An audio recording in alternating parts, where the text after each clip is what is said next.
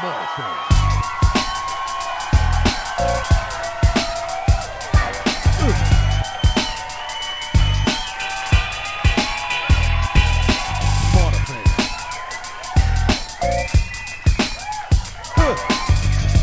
Yeah. Smarterfan.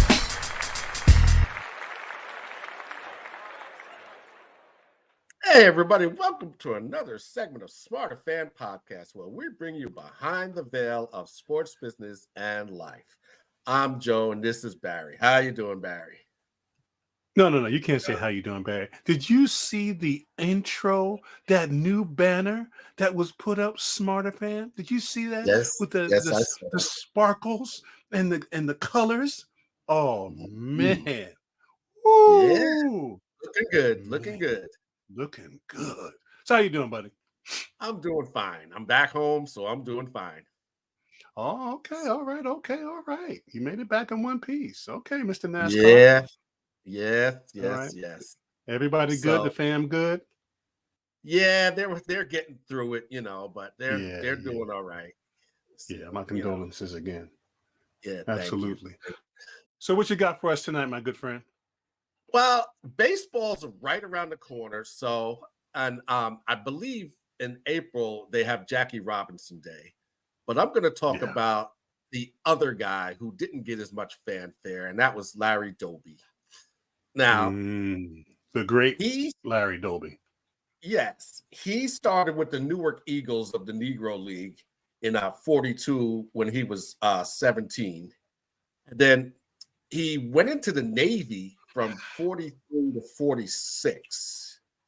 And then he got out of the Navy and he rejoined the Eagles, and him and Monty Irvin and Johnny Davis led the team to their the Negro League World Championship. So then when he broke the color barrier after 3 months after Jackie Robinson.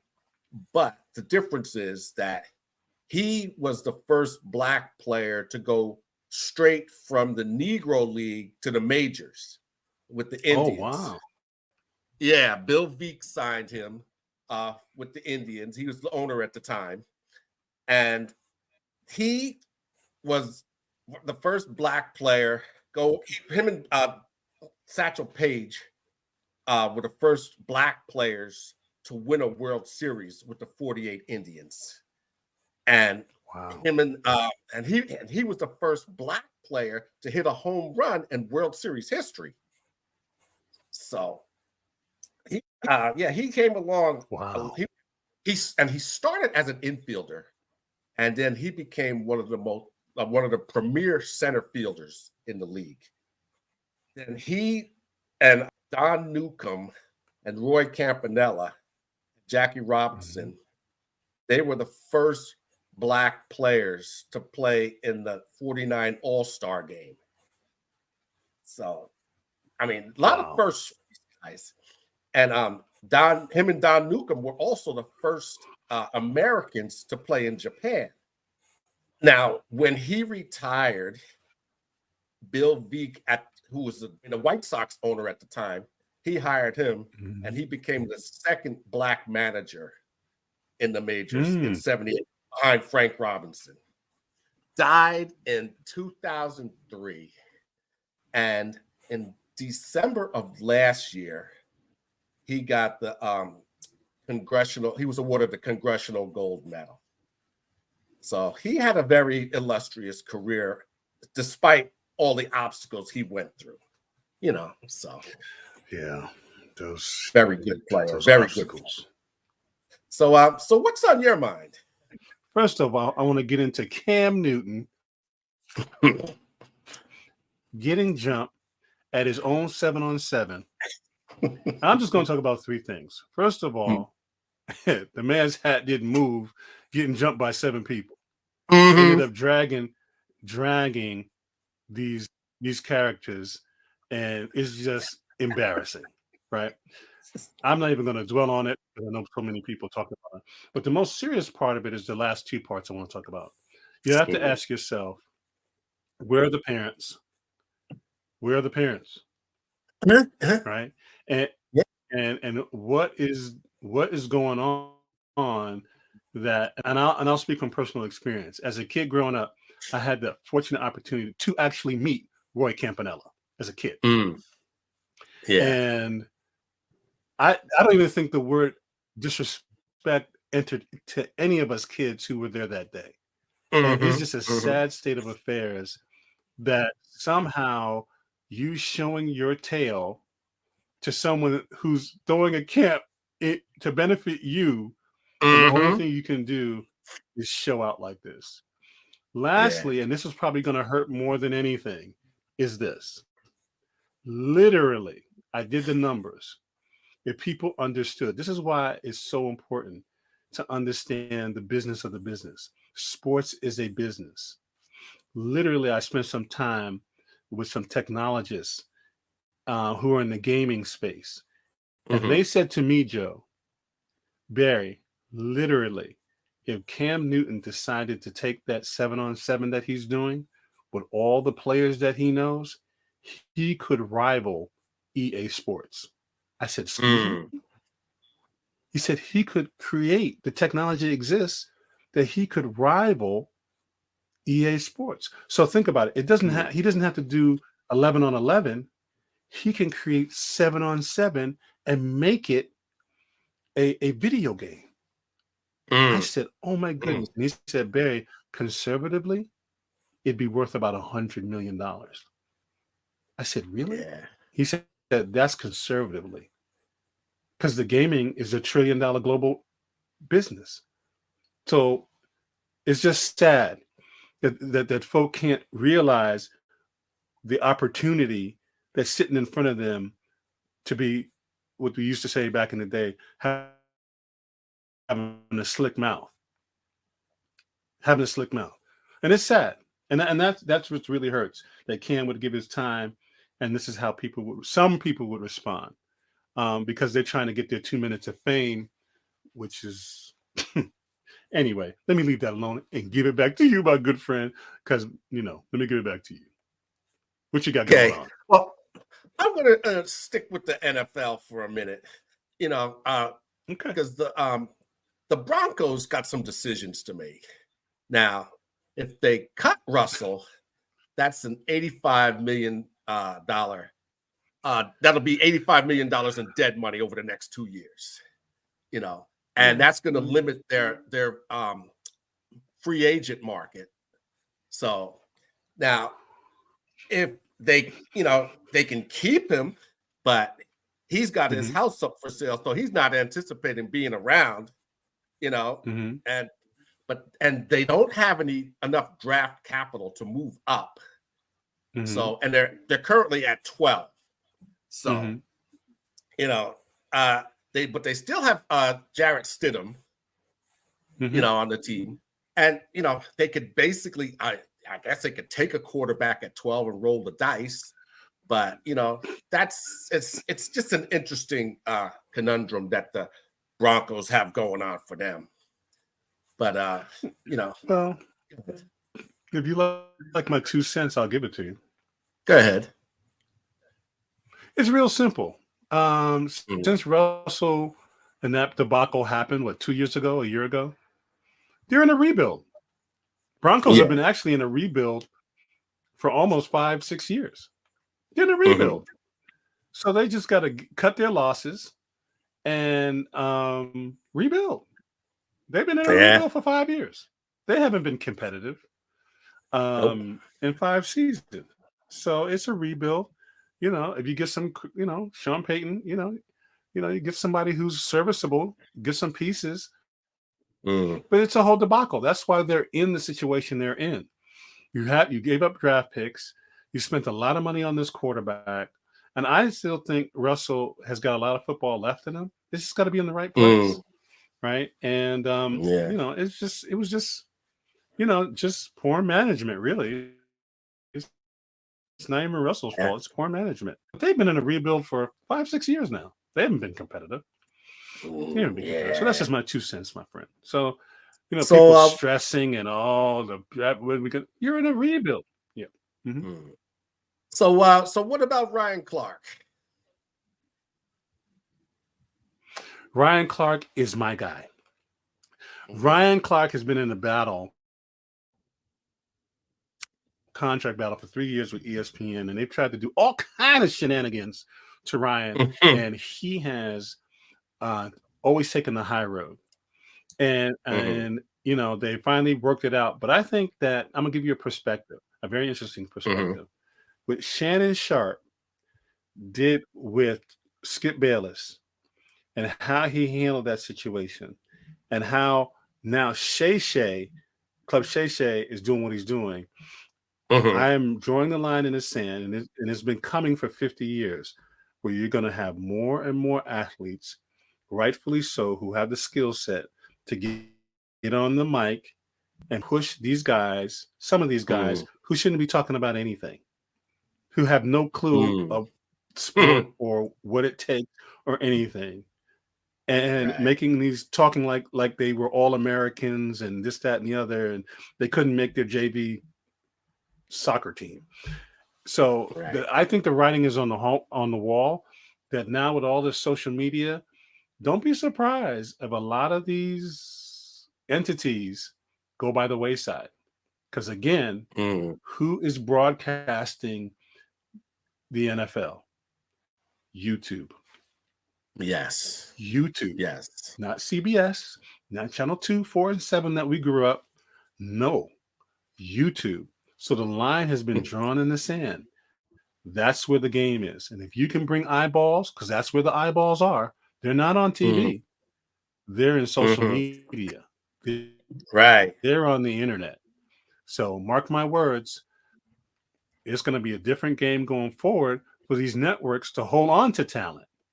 That's why you see Yeah. everybody and their mother and grandmother got a podcast, But Right. that's my 2 cents. Oh, my man, Ryan Clark. I love that guy. He's a gritty, I Mm-hmm. love him. Smart, intelligent, principled, entertaining, engaging. Guy puts in the work.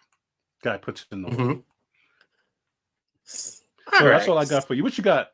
Because I got more stuff now. Go on now. Well, I'm going to switch gears a bit now. What's going on with the officiating in the NBA? Because the Knicks beat the It's Pistons terrible. on one of the Mhm. biggest non-calls that I ever saw. And then this goes back to when the Knicks actually lost to the Rockets on a phantom foul that they called on Brunson. And it's funny how both of these games involved the Knicks, and both times the officiating crews said we screwed up. Now Thibodeau, he played it off, like it was no big deal. But Monty Williams Mhm. was livid. I mean, he was livid. Yeah, Monty And goes in. yeah, and he let everybody know about it. So, he said he's waiting for them to find him now. So, Mm-hmm. but yeah, Monty it goes was, off. That's Monty though. oh yeah, yeah. And the Knicks filed a protest, but the league denied it, because they said that it Mm. wasn't a misapplication of the rule. It was just basically a bad judgment Mm-hmm. call. So that was, so that was the end of that, you know. Now, the NBA scoring, it's getting crazy. You mean between Embiid with his 70, Luka with Yeah. his 73, Towns with 62, Booker They with don't play no 62. defense. They don't play Yeah, defense. no, they don't. They don't You play know, defense. so Joe Dumars was, they were posed the question, are the offenses too overpowering, and what, if anything, can they do about it? That's been the question. So they got the competition committee is going to look at that and see what can be resolved. But what are you going to do? In my opinion, what are you going to do? I mean, that's just the way the game has gone. It's just gone in that direction. So, but I wanted to talk a little bit about CP3 because he just came back after missing 21 games with a hand fracture, but it's like he didn't miss a beat. He's out there. directing traffic, it's back and forth. And, you got Green back and you got Peyton the second back. And now him and Thompson, this is the first time in their careers that they're coming off the bench. Now, this is something they should have been, should have been doing with CP3, because he'll be fresh for the stretch. And he's just doing his thing at his age. And the team is doing better with him, and he's coming off the bench with the second unit. So, they're getting ready. They're getting ready for their playoff run, So, but before you move off of that CP3, it's a very delicate balance, right? When you have an all-star, somebody of his caliber, and coming off the bench, and it's adjustment. It takes an adjustment, right? Because really, he's better than CP3, but you got to learn how to manage egos, which is very difficult to do. And so, he's a pro's pro. He's going to come back in shape.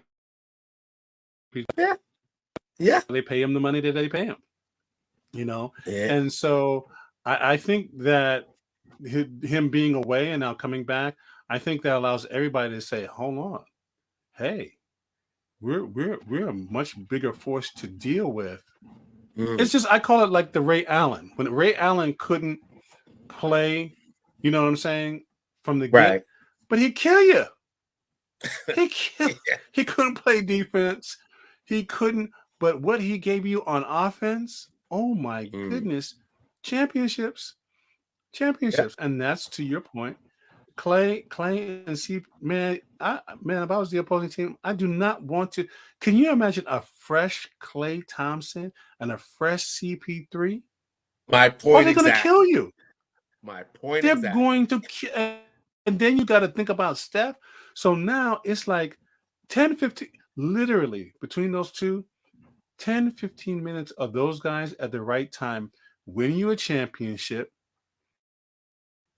They win you a championship because their level of play is so high. And for them to get, there's nothing you can do with Klay Thompson. He gets hot for 10 minutes. There's nothing you can do with him. There's absolutely nothing you can do with him. And you can't do anything with CP3 for 15 minutes hot in money time. You can forget it. You can forget it. So, So I totally agree with you. But I just want to end with Justin Fields, if I can. I just want to say I'm so glad he's out of Chicago and he's in Atlanta for 3 reasons. And I'm going to ask you to watch this very carefully. Chicago won't win anything for 3 more seasons, at least. The coaching staff may be out of there in 3 more seasons, because all this move was about was to get them job security for 3 or 4 more seasons, not put a winner on the field. Mark my words. This is what goes on in coaching, where they sell to the front office, oh, he's not our guy, we don't think he da-da-da. That's a way to buy 4 more years under a contract if you're a coach. Because you're selling hope now. Oh, I got my guy. This is the guy we want, right? We're going to build the offense around him. Job security. Now, Raheem Morris in Atlanta with Justin Fields and those and that situation down there. Listen, I am writing. I'm drawing my line in the sand right now. They're going to the playoffs. Watch. And regarding the Milwaukee Bucks, just this one thing. They're not going anywhere. They're not going anywhere. Mark my words. They're not going anywhere. They're upside down. But I wanted to talk about just briefly the new $1 billion players going forward. Gilbert Arenas and Shay had a very good conversation. I would tell anybody to go back and look at it. And it has a lot to speak to the soft offense, has a lot to speak to what's going on with the owners saying that if you don't play 65 games, you're going to lose a significant amount of your money. There's just so much Yeah. money in sports now. It's ridiculous. And Yeah. so, you know, for the Yeah. last 10, 15 years, they've really dialed it in on how to get the most out of the player. Players are getting smarter and realizing if I eat better, sleep better, condition better, look at what LeBron is doing. See what I'm saying? Yeah. So the probability Yeah. of having more billion-dollar players Right. is Yeah. is going to go up exponentially. But again, I keep saying to people, there's 15 to 17 guys on a basketball team. If you're an owner and you got that much money, how much money are you making? And I rest my case. How much money are you making? Yeah. I leave Yeah. it there. I leave it there, Smarterfan family. How much? I want to have that conversation. What are these owners pulling down? And I ain't mad at them, but they pulling down a lot of money. They pulling down a lot of money. Yes, they are. Yes, they are. And so on that note, my good friend, I'm going to come with the numbers. I'm going to go back into the lab. I'm going to go back into research, and I'm going to pull it out and show folks in the black and the white how much these owners are making.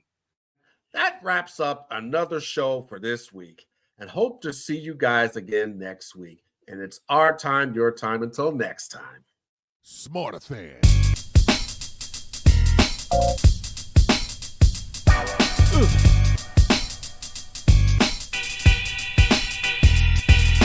Smarterfan.